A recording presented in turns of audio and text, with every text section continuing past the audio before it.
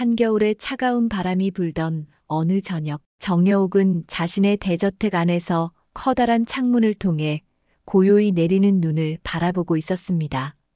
강남 한복판에 자리 잡은 이 저택은 고급스러운 외관과 세련된 인테리어로 유명했어요. 누군가에겐 꿈의 공간이었지만 여옥에겐 차가운 감옥 같았습니다. 화려한 샹들리에, 명품 가구, 세련된 예술품들이 늘어선 거실은 웅장했지만 그 안에는 그녀 혼자뿐이었어요. 그녀의 재산은 한국에서 손꼽힐 정도로 많았어요. 부동산 투자로 번 돈을 주식과 사업으로 굴리며 평생 동안 성공을 쌓아 올렸죠. 사람들은 여옥을 성공의 상징으로 여겼습니다. 그러나 성공과 부를 이룬 것과는 별개로 그녀는 늘 외로움에 사로잡혀 있었습니다. 세상 사람들이 부러워하는 위치에 있었지만 그녀는 그것이 진정한 행복을 가져다 주지 못한다는 걸 잘 알고 있었어요. 여옥이 이렇게 외로운 이유는 단 하나, 그녀의 딸 은주 때문이었어요. 은주는 30년 전 겨우 7살이었을 때 놀이공원에서 실종되었습니다. 그날의 기억은 아직도 그녀를 잠 못 이루게 했죠. 그날은 여옥이 바쁜 사업 일정 중 딸과 함께 시간을 보내기로 결심했던 드문 날이었어요. 그녀는 서울의 유명한 놀이공원에 은주를 데리고 갔습니다. 은주는 그날 세상에서 가장 행복한 표정으로 놀이기구를 타고 솜사탕을 먹으며 웃었어요. 하지만 그 행복한 순간은 오래가지 못했죠. 잠깐 한눈을 판 사이 은주는 흔적도 없이 사라졌습니다.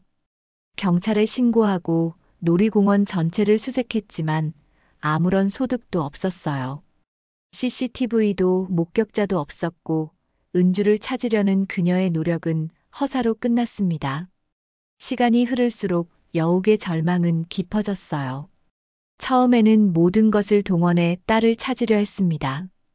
경찰, 탐정, 심지어 방송사까지 동원했지만 세상은 점점 그녀에게 잔인하게도 포기하라고 속삭이는 것 같았어요. 실종 후 몇 년간 여옥은 딸의 이름만 들어도 울음을 터뜨리곤 했습니다. 하지만 아무리 울어도 돌아오는 것은 고요한 침묵뿐이었어요. 결국 주변 사람들은 잊고 살아야 한다고 조언했지만 여옥은 딸을 완전히 포기할 수 없었어요. 30년이라는 시간이 흐르며 은주의 기억은 점차 희미해졌지만 그 상처는 결코 아물지 않았습니다. 여옥은 딸을 잃은 뒤로 모든 인간관계를 차단했고 일에만 몰두하며 살아왔습니다. 그녀의 시간은 성공을 쫓아가는 것으로 채워졌지만 그 과정에서 정작 자신의 삶은 점점 텅 비어갔어요. 이제는 사업도 안정기에 접어들고 그녀에게 필요한 것은 아무것도 없었습니다. 돈도 명예도 충분했지만 그녀의 마음속 공허함은 날이 갈수록 커져갔어요. 특히 요즘 들어 꿈속에서 은주의 모습이 더 자주 나타나기 시작했습니다. 꿈속의 은주는 늘 여옥을 향해 손을 내밀었지만 여옥은 그 손을 잡지 못한 채 깨어났습니다. 꿈에서 깨면 어김없이 찾아오는 깊은 슬픔과 죄책감은 그녀를 괴롭혔어요. 내가 은주를 더 잘 지켜줬어야 했는데 왜 그날 잠깐 한눈을 팔았을까? 그녀는 스스로를 탓하며 한숨을 내쉬었어요. 그날도 여옥은 텅 빈 집에서 혼자 식사를 준비하려다 결국 요리할 기운조차 없어 컵라면을 뜯고 있었습니다. 그녀는 이런 생활을 반복하며 스스로 고립되고 있음을 알고 있었지만 그 고립이 오히려 편하다고 느꼈습니다. 그러나 그 순간 전화벨이 울렸어요. 여옥아, 너 이렇게 계속 집에만 있으면 정말 병난다니까. 내가 아는 작은 식당이 있는데 아주 분위기가 좋아. 맛도 좋고 사람들도 친절해. 오늘은 나랑 같이 가자. 처음에는 거절하려 했던 여옥이었지만 민정의 끈질긴 설득에 못 이겨 결국 약속을 잡게 되었어요. 몇 시간 후 민정의 차를 타고 도착한 곳은 강남의 화려한 거리에서 조금 벗어난 한적한 골목이었습니다. 식당의 외관은 생각보다 소박했지만 은은하게 새어나오는 불빛이 사람을 끌어당기는 듯한 따뜻한 분위기를 풍기고 있었습니다. 문을 열고 들어가자마자 여욱은 코끝을 스치는 구수한 음식 냄새와 함께 부드러운 음악 소리를 들을 수 있었습니다. 벽에는 손님들이 남긴 작은 메모들과 사진들이 빼곡히 붙어 있었고, 식탁 위에는 소박하지만 정성스러운 꽃병과 장식들이 자리 잡고 있었어요. 그곳은 여욱이 평소에 드나들던 고급 레스토랑과는 전혀 다른 분위기였지만 어딘지 모르게 따뜻한 기운이 돌았습니다. 이곳이 바로 내가 말했던 그 식당이야. 주인이 정말 정이 많아서 사람들이 자주 찾는 곳이지. 민정이 활짝 웃으며 여욱에게 자리를 안내했습니다. 여욱은 조금 낯설게 느껴졌지만 민정의 밝은 표정을 보고 묵묵히 따라갔어요.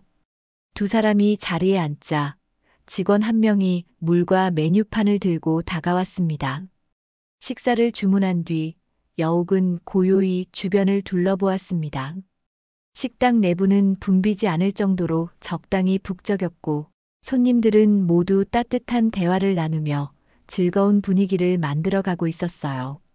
그녀는 무심코 창가 쪽 테이블에서 부지런히 움직이며 손님들을 응대하는 직원들을 관찰했습니다.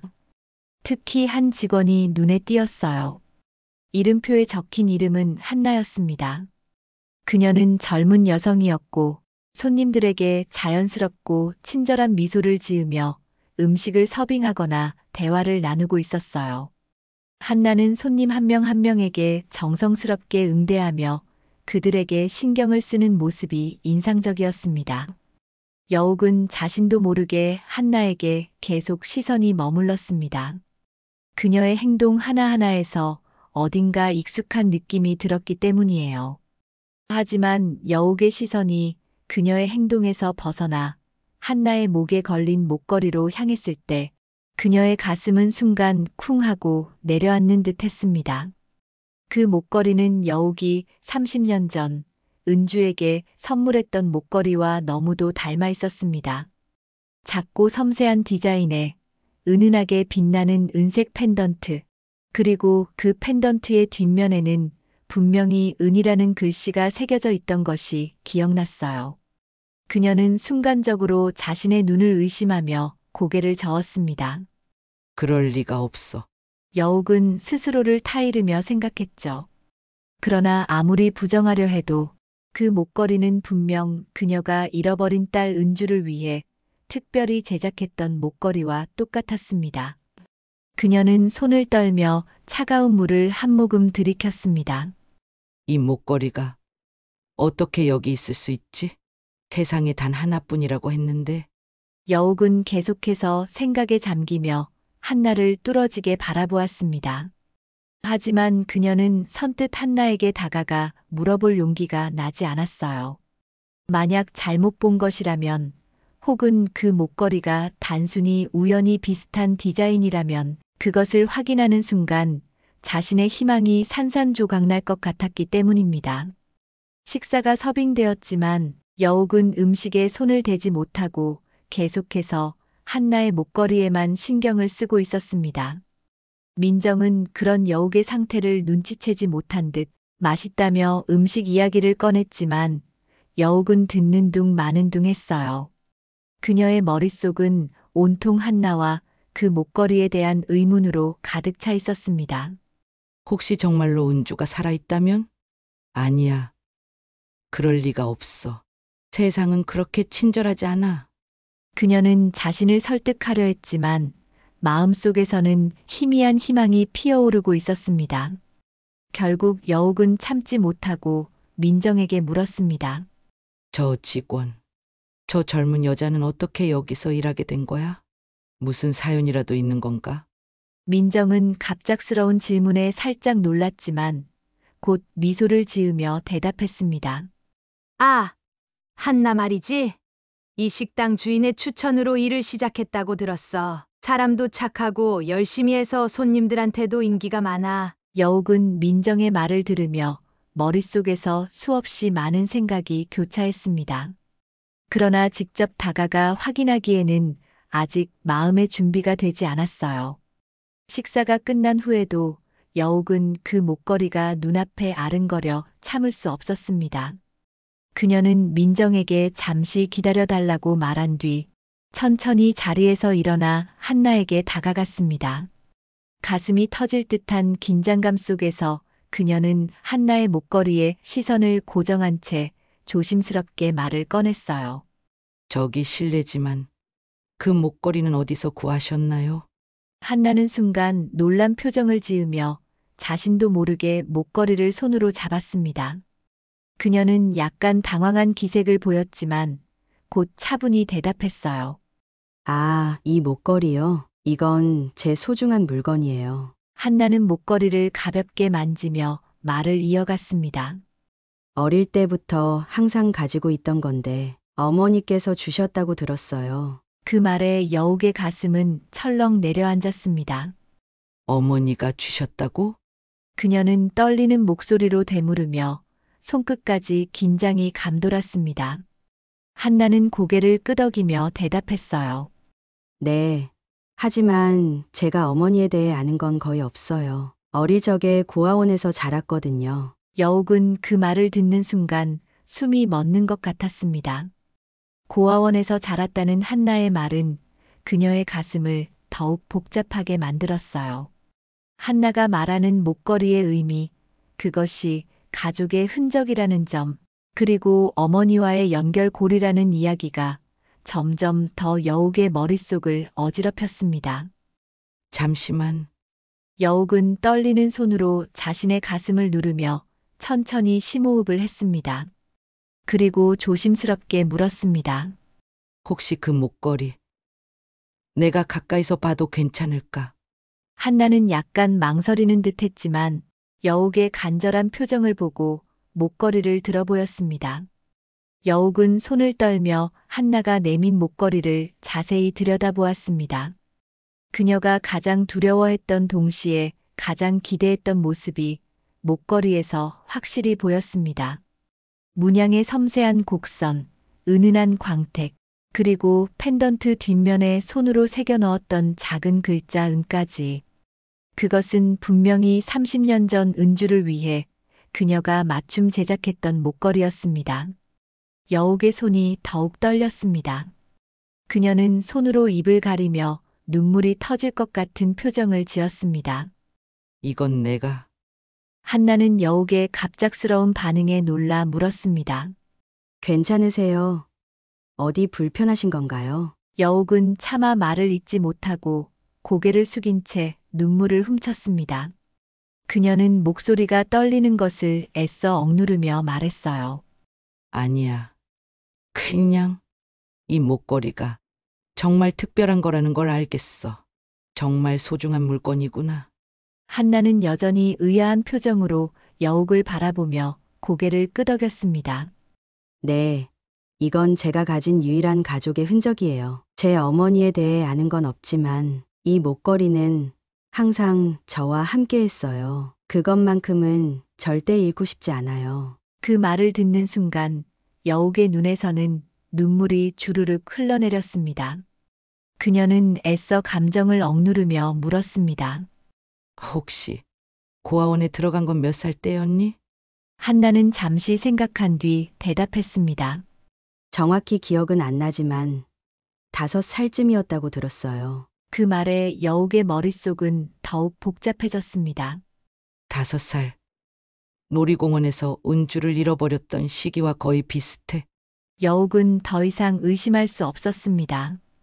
그녀의 목소리는 떨렸고 심장은 미칠 듯이 빠르게 뛰었습니다. 혹시 내 생일이 언제인지 물어봐도 될까? 한나는 놀란 듯 했지만 조심스럽게 대답했습니다. 1989년 4월 15일이에요. 그 말을 듣는 순간 여옥은 숨이 멎는 것 같았습니다. 그날은 은주의 생일과 정확히 같았어요. 더 이상 부정할 수 없었습니다. 모든 퍼즐 조각이 하나씩 맞아 들어갔고 여옥은 자신의 딸이 바로 눈앞에 있다는 확신을 가지게 되었어요. 그러나 그녀는 그 사실을 한나에게 바로 말할 수 없었습니다. 너무 갑작스럽고 충격적인 일이었기 때문이에요. 여옥은 마음을 다잡으며 한나에게 마지막으로 물었습니다. 혹시 이 목걸이를 누가 준 건지 정말로 기억이 안 나니? 한나는 고개를 저으며 말했습니다. 네, 기억이 나지 않아요. 어릴 적에 어머니가 주셨다고만 들었어요. 어쩌면 누군가 제게 전해준 걸지도 모르죠. 어쨌든 제겐 가장 소중한 물건이에요. 여옥은 더 이상 말을 잇지 못하고 눈물만 흘렸습니다. 그녀는 한나를 향해 간절한 눈빛으로 바라보며 속으로 다짐했어요. 이 아이가 내 딸인지 반드시 확인해야 해. 은주가 맞다면 이제는 그녀를 절대 놓치지 않을 거야. 그녀는 복잡한 감정 속에서 한나를 떠올리며 다음 계획을 세우기 시작했습니다.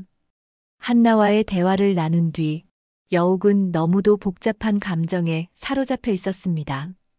그녀는 한나가 자신의 딸일지도 모른다는 생각이 점점 확신으로 변해갔지만 그 사실을 확인하기 위해서는 더 많은 단서가 필요했습니다. 무엇보다 만약 한나가 자신의 딸이 맞다면 그녀에게 이 사실을 어떻게 전해야 할지조차 감이 잡히지 않았어요. 그날 밤 여옥은 침대에 누워도 좀처럼 잠들 수 없었습니다. 목걸이, 은주의 생일과의 일치, 고아원에서의 성장 이야기까지 모든 것이 그녀의 기억과 너무도 맞아떨어졌습니다. 그러나 한편으로는 혹시 자신이 너무 큰 희망을 품고 있는 것이 아닌가 하는 두려움도 있었습니다. 만약 이 모든 것이 우연에 불과하다면 그녀는 두 번째로 은주를 잃는 고통을 견딜 수 없을 거라 생각했어요. 확인해야 해. 여옥은 중얼거리며 결심했습니다. 다음 날 여옥은 민정에게 연락해 한나의 상황에 대해 조금 더 알아봐 달라고 부탁했습니다.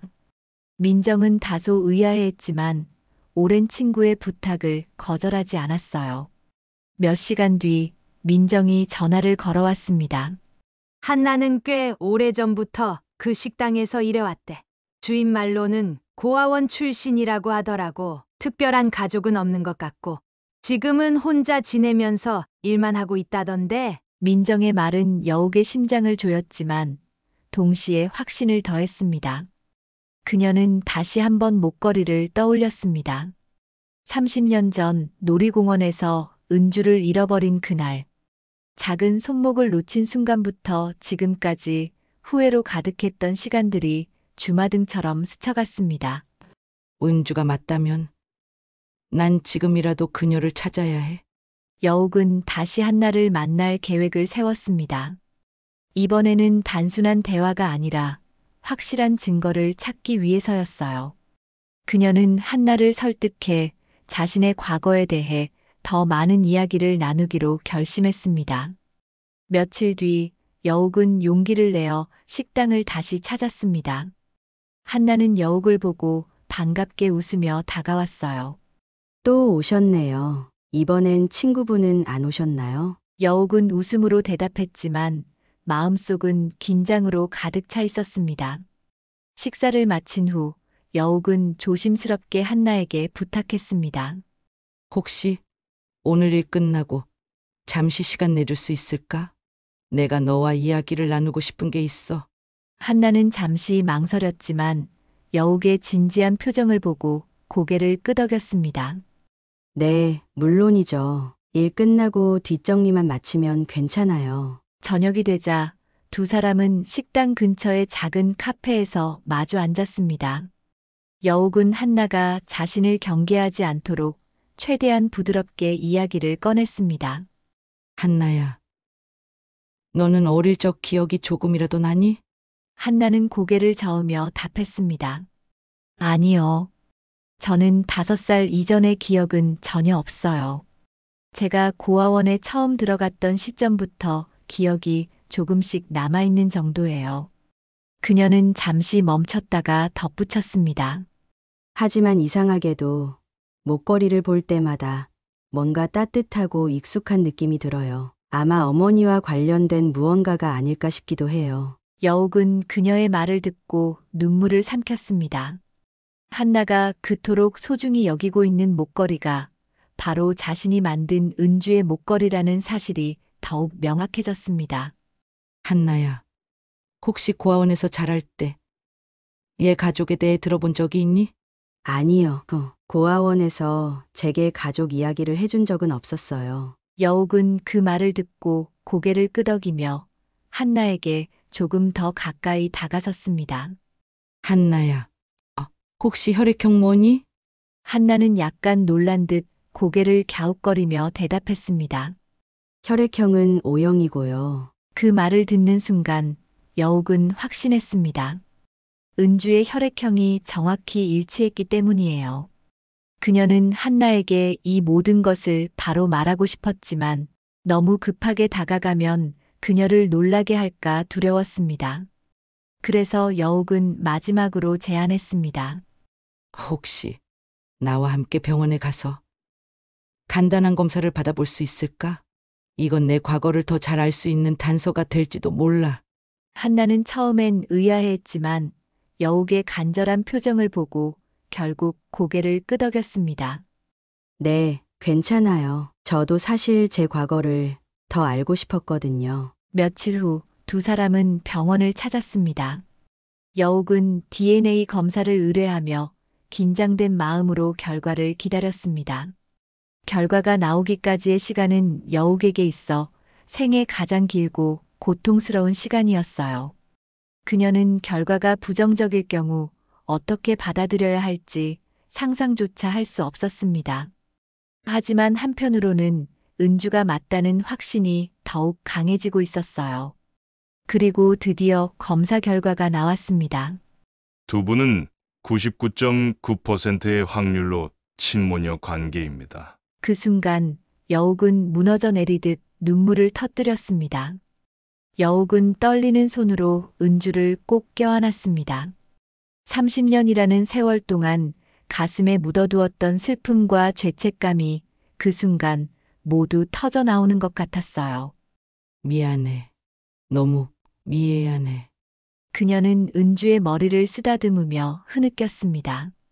은주는 처음엔 충격에 멍한 표정을 지었지만 곧 여옥의 품에서 조용히 울기 시작했습니다. 그녀의 눈물은 혼란과 슬픔, 그리고 어딘가 모르게 느껴지는 따뜻함이 섞인 감정의 표현이었어요. 그날 이후 은주는 자신의 과거와 진실을 받아들이기 위한 시간이 필요했습니다.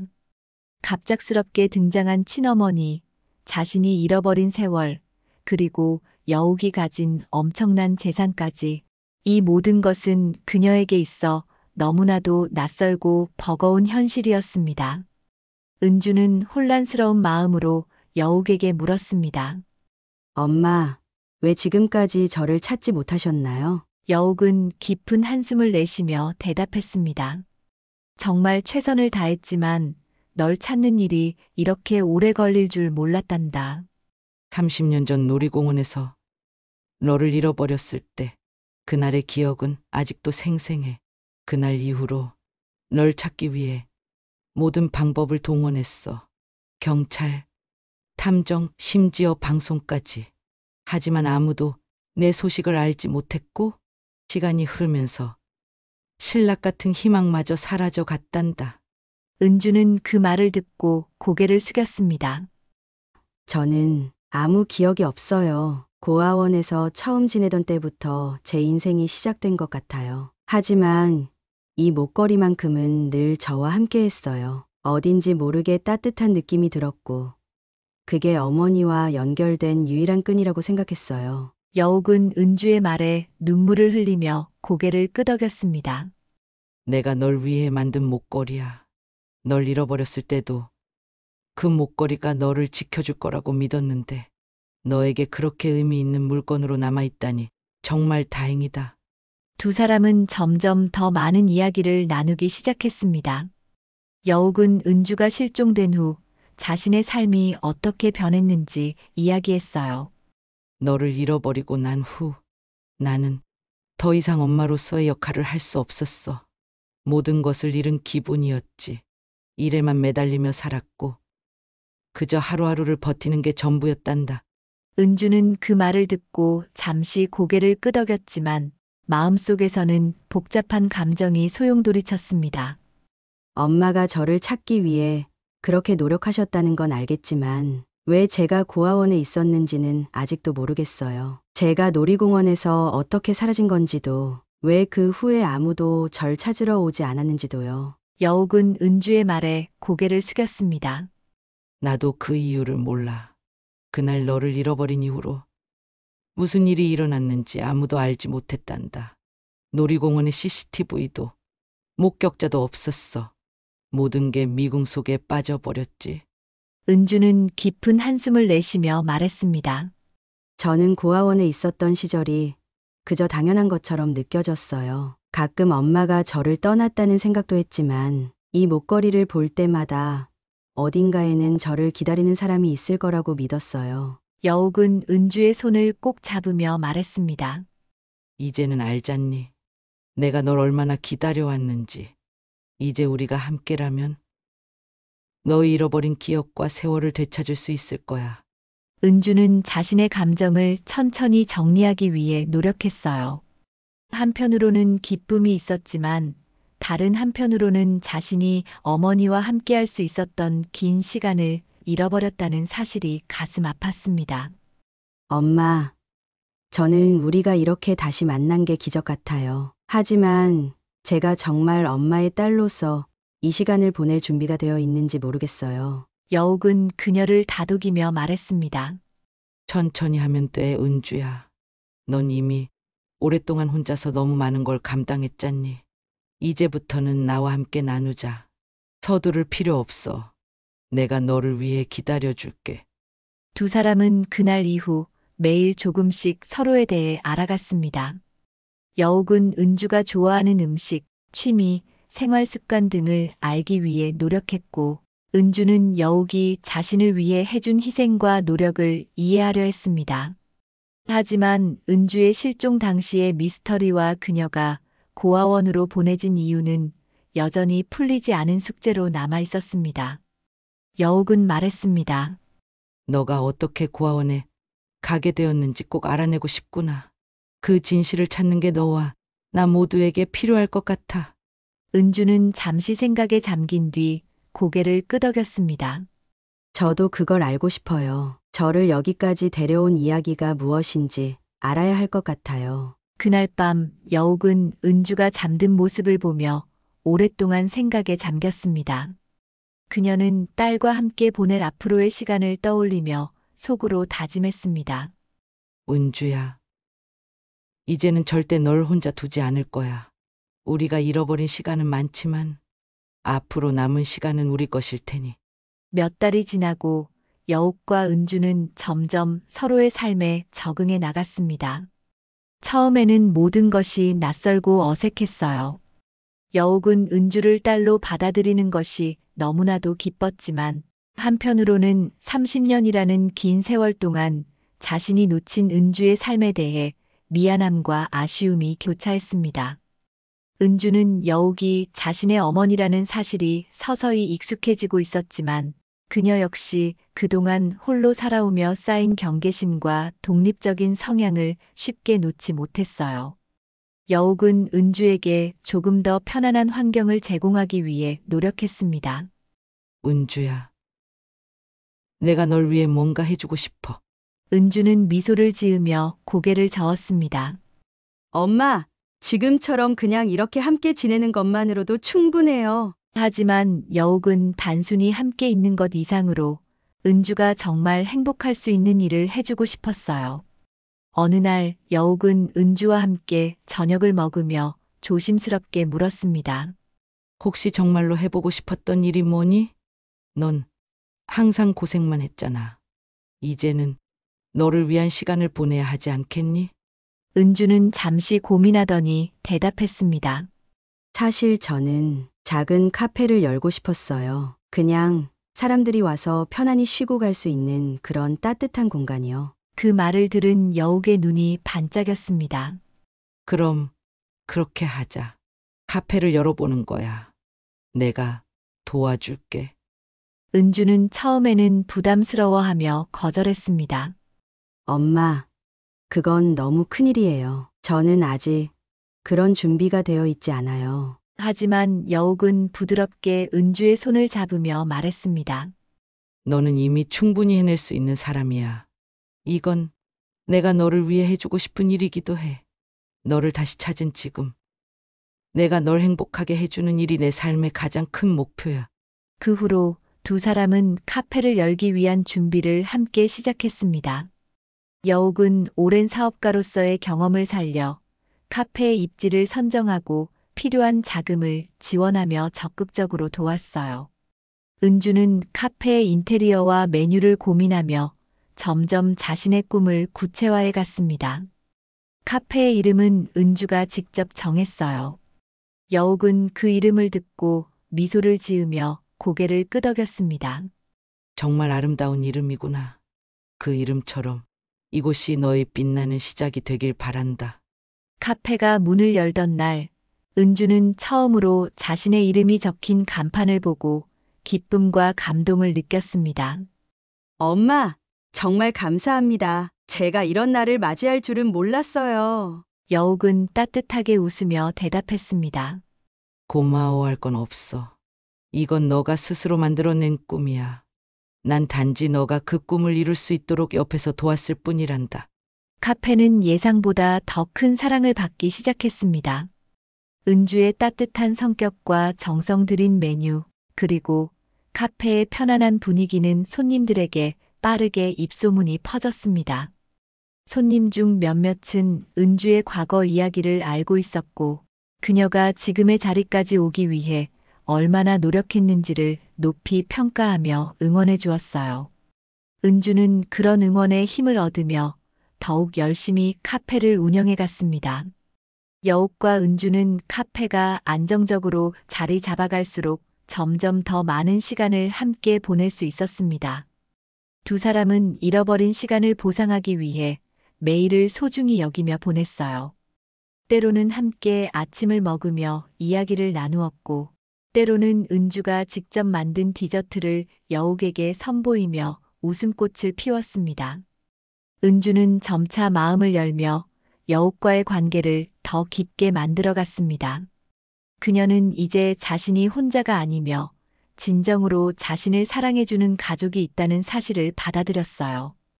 은주와 여욱은 식당의 작은 주방에서 우연히 발견된 목걸이가 결국 두 사람을 연결하는 운명의 열쇠가 되었다는 것을 자주 떠올렸습니다.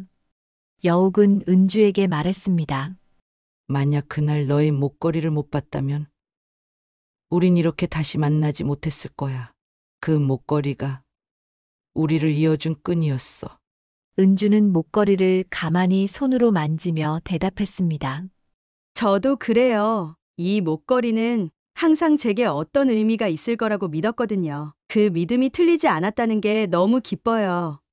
어느 날 두 사람은 카페 문을 닫고 함께 밤하늘을 바라보며 대화를 나누었습니다. 은주는 조용히 여욱에게 물었습니다. 엄마, 이제는 우리 정말 행복해질 수 있겠죠? 여욱은 은주를 바라보며 따뜻한 미소를 지었습니다. 물론이지. 은주야. 우리가 함께라면 뭐든 할 수 있어. 행복은 지금 이 순간부터 시작되는 거야. 그날 밤 여욱과 은주는 서로를 위해 잃어버린 시간을 넘어 새로운 길을 만들어 가겠다는 다짐을 했습니다.